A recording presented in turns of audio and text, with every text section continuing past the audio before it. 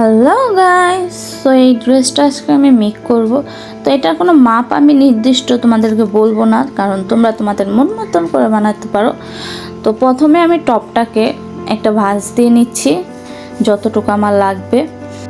দেন আমি বডির লম্বার মাপ নেব, আর সবার বোঝার সুবিধার্থে আমি এটাকে স্কার্ট বলবো আর এটাকে বডি বলবো।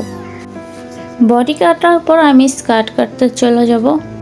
প্রথমেই আমি মাজার মাপটা নিয়েছিলাম, কিন্তু ভিডিও করা হয় নাই। পরবর্তীতে আমি আবার দেখাবো মাজার মাপ নিয়ে, তাই মাজার মাপ রেখে আমাদের স্কার্টের লম্বার মাপটা নিতে হবে। স্কার্ট কাটার সময় আমি ফলো করলাম যে আমি স্কার্টের মাজার মাপটা দেখাতে পারি নাই, তাই পরবর্তীতে আবারও আমি মাজার মাপটা নিয়ে দেখাচ্ছি। স্কার্টের লম্বা অনুসারে কাটার পর এখন মাজারও মাপ মতন কেটে নেব।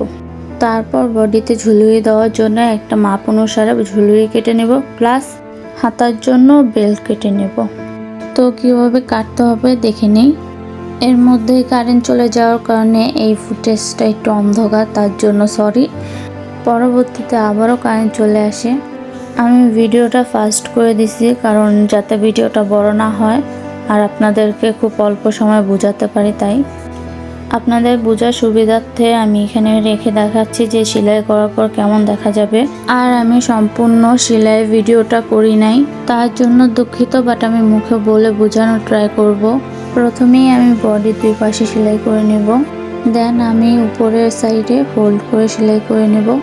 সেলাই করা শেষে আমি নিচের সাইডেও এইভাবে ফোল্ড করে সেলাই করে নেব। পরবর্তীতে স্কার্টটাকেও সেলাই করে নেব এবং বডির সাথে অ্যাটাচ করে নেব। বডির সাথে অ্যাটাচ করার পর দেখতে কিছুটা এরকম লাগবে। এখানে আমি বোঝার সুবিধার্থে ফিঙ্গার দিয়ে দেখায় দিতেছি যে কোথায় কোথায় সেলাইটা করেছি। তারপর চেন লাগানোর জন্য এখানে মাপ অনুসারে কেটে চেন লাগিয়ে নেব। পরবর্তী ভিডিওগুলো করা হয়নি, তার জন্য আমি দুঃখিত। তো প্রথমে আমি ঝুলি লাগিয়ে নিয়েছি, তারপর হাতার বেল্টটাও লাগিয়ে নিয়েছি। দেন আমার ড্রেসটা কমপ্লিট।